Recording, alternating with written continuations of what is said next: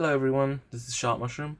Today we're gonna give you a guide on how to do the Krull fight as a Guardian Druid for Mage Tower.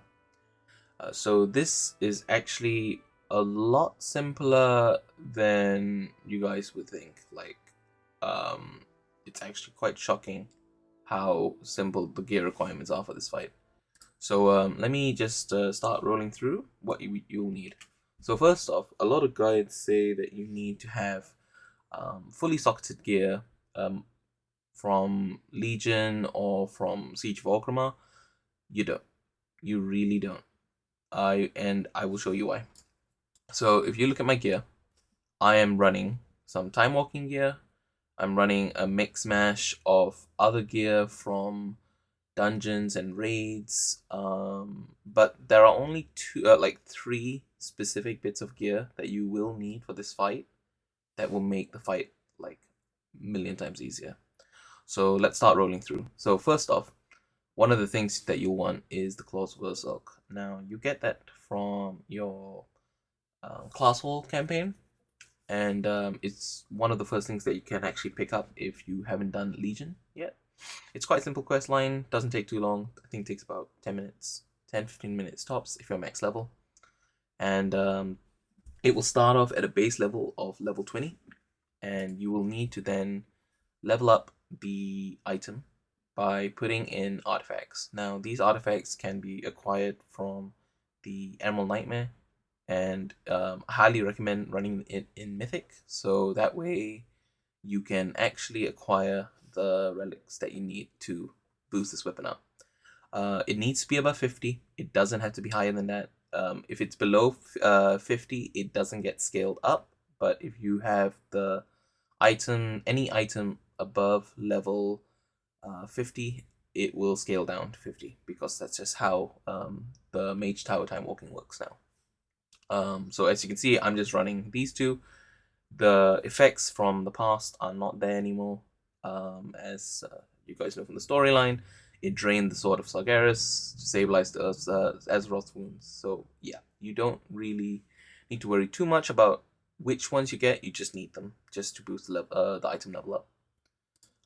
And then the two other things that you need is the Ravaged Seed Pod, which you can actually acquire from the same raid, Emerald Nightmare. It's from the first boss. So you can grab it for Mythic, but you can also grab the Heroic and Normal versions. They should do the same amount of damage, and they are also worthwhile getting because for damage output, they are your number one damage dealers.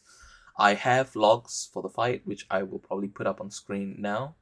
So as you can see from the damage output, Ravaged Seed Pod is actually Infested Ground, and it does pretty much most of my damage. It is number one on damage. And you will also want the Ghost Iron Dragonling, and it comes up 7th and 4th on damage. So if we add those two together, it's second on damage technically. So yeah, it does a lot of damage. You want these two. You can get the Ghost Iron Dragonling from the auction house. On the realm that I'm on Draenor, it costs about 1,005. Sometimes 5, sometimes 3, as you can see from the market average value. But it's very cheap, and it will make this fight easy, really easy. So to give you guys an idea, I did this without that trinket. I initially used what people recommended, which was the File of Purification, or the Infinitely Divisible Ooze. That one was good, but it was not enough damage, and I did this with 124 tries initially, and it was not working. But when I changed it over to just these two, it was very quick. It only took me 4 tries. And I've done this now multiple times just for the hell of it to just check whether this is correct, and I can assure you that it is. Let's go through enchants and stats. So enchant, I would say get a minor speed increase because you want to be able to run as much as you can in that fight. So that is necessary. Enchant, Eternal Skirmish, that's a Shadowlands one. I can't remember what it does at the top of my head, but I'll probably put it up on the screen so you guys know what it does. You'll want the agility enchant for your boots, and you'll want the versatility enchant, and also gems if you have a ring with sockets in it. You want to put those in. And the only thing you'll need then is this weapon, Claws of Ursoc. Now, the reason why I'm saying get claws is because it's a fist weapon, and it will give you 2 weapons to use instead of 1, which is exactly what you want. So you will see that you can enchant it with both Lightless Force and Sinful Revelation, which is really necessary. It's something that you'll want because Sinful Revelation will boost your damage, and I believe Lightless Force outputs a heal, but I will put it up on the screen for what these 2 enchants do, and you will see it hopefully now. Right, so that is pretty much it for that. In terms of stat distribution for this fight, you just want to have a lot of versatility. Try and get as much as you can. Crit is also good, but I found that running a higher verse build does help because then you kind of take a little bit less damage. And I've also noticed that if you are a high mountain Tauren Druid, you are going to have a very, very easy time with this fight because you already take 5% less damage from the boss, and you have increased versatility. So you're going to go in like a truck, which is brilliant for you. But in this case for me, I went as a Sandalari Troll, as you can see. So I didn't use much of the healing. But yeah, this fight's very easy. I highly recommend doing it with these 2 sets of gear and the weapons. It will make the fight a million times easier. Talents. So the first one I use Brambles because it does output damage when you use Bark Skin. This is good to have as a passive damage dealer. As you can see, Brambles is 8th on damage on my damage meter. I'll have that up at all times. So I'll have the damage meters up at all times when I'm discussing this. So Brambles does a lot of damage, and it's definitely one talent you want to have. Now, the second tier of the talents is debatable. I chose Renewal because trying to find a Warlock to get you a health potion, to get you a health stone is kind of annoying. So I basically just went Renewal because it gave me a 1.5 minute cooldown heal, and it's reusable throughout the fight compared to the health stones, which is only usable once.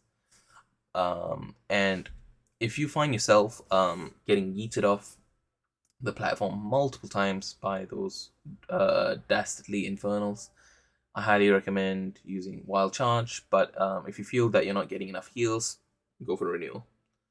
Now, the next tier of talents, you've got Balance Affinity, Feral Affinity, and Restoration Affinity. I highly recommend going for Balance because Typhoon is very useful to push the Infernals away if they are a bit too close to you. And it also serves as another interrupt for Varys, which is very, very useful, especially when you've accidentally used Skull Bash. The next set of talents, you want to use Heart of the Wild. Heart of the Wild is a very good opener for the fight. It will do a lot of damage. You will definitely want to have that because if you look at the meters again, it is 2nd on damage, and you want your Moonfire to be up. You want it to be all the way up in damage. And then for the level 40 talents, now a lot of people say to use Galactic Guardian because, well, yes, we can see that Moonfire is outputting a lot of damage, and it's good to have a high damage output. But in all honesty, this fight, yes, Varys, it is about getting Varys down as quickly as possible. But when you are using those 2 trinkets that I've mentioned earlier in the video, you will not need Galactic Guardian. You need to just survive Krull, because Krull is what's going to kill you at the end of the day. Because in a lot of these fights, sometimes most of the time, you'll just die, and you want to try and survive as long as you can in that fight. And I will explain how I use Incarnation in that fight. But as you can see, Incarnation replaces Berserk, and it will last 30 seconds instead of 15 seconds. And it increases your maximum health. Now, this is very useful when Annihilation hits you for the 3rd time, and it's something you definitely want. And you will still get all of the benefits from Berserk. In other words, the reduced cost for Iron Fur, which will go down from 40 to 20, so it will get halved, and your Frenzied Regeneration will also be reduced in cost, so it's definitely something you want to have.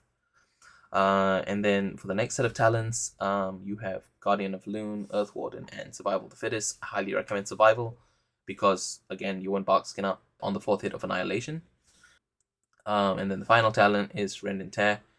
This is a stacking damage increase, so I highly recommend you have it because it will increase the amount of damage that you do to the Nether Horrors, and it will make this fight significantly easier. Potions, what do you need? So you can use Spectral Flask of Power. It's fine. Spectral is not a problem. It will make this fight easier, and you need the agility boost. If you had the potion of the Greater Flask of Currents, this one will give you 31 agility when you go in, I believe. Again, the difference between the 1 agility is not really a huge deal, because I have run this fight before with Spectral Flask of Power and achieved the same result. You will need Shadow Core Oil. Shadow Core Oil, as you can see, came up 11th on damage, and it did 6.6k damage, so you'll definitely want that. You will also want to have a versatility food buff, but you could also run with the mastery buff, food buff from Shadowlands, so it really doesn't matter as long as you have some sort of food buff for versatility or haste. You will also want to use the Potion of Unbridled Fury. Now, as you can see, it's 3rd on damage. It does a lot of damage.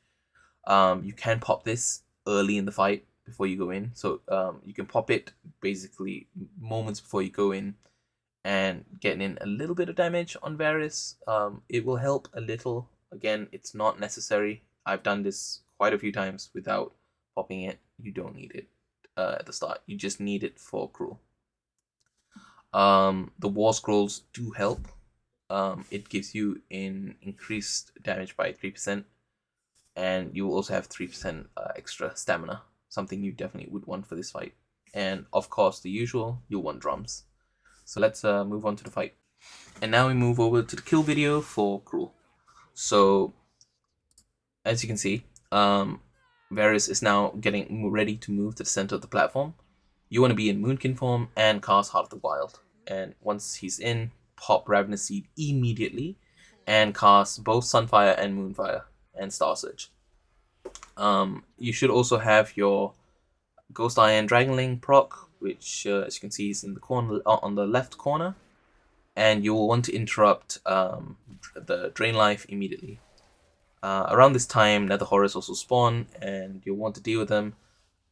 You can use Demoralizing Roar, but I don't use it on the first pack because you will see why in the next set of ads. Now, I believe the respawn time for the Nether Aberrations is between 30 to 40 seconds. I think it's 40. I need to double check because yeah, it's about 35 seconds to 40 seconds for the spawn. You'll also have to deal with Smoldering Infernals, so I just use Typhoon just to get rid of them. For the next set of Nether Horrors, you want to interrupt them, not stun them with the Orb from Velen. You just want to stun them and move them towards Varys and pop the Ravenous Seed again. The Ravenous Seed should also finish off the Infernal for you, and it should also help bring down a chunk of Varys' health. And as you can see, Varys is already at 25%, and this fight is about a minute in, so it's pretty quick. If you find yourself low on health, use the healing orbs, they help. I'd save your utilities, but it's not really necessary. So as you can see, I was quite close to losing Velen in that part of the fight. So I actually ended up popping another orb just to heal him up. And I went straight back to Varys. Now, as you can see, my Ravenous Seed is very close to coming off cooldown. But I don't actually use it again because as Varus is only on 8% of health and ticking down, 7% now, sorry, you don't want to use it because he will die very fast. And you need all the damage you can get for Krull.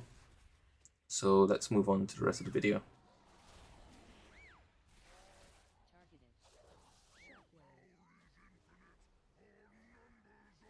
Alright, so now that Krull is down, you want to pop Drums, Unbridled Fury, and you want to Moonfire and drop Ravenous Seed all at the same time. You need to drop everything at once. For the first set of Annihilates, I use only 2 Iron Fur, and then you need to interrupt Krull immediately. Once you've interrupted him, it's just basically dodging around, running around, and dealing Nether Horrors. So with the first set of Nether Horrors, I just use a stun again. So that's stunned.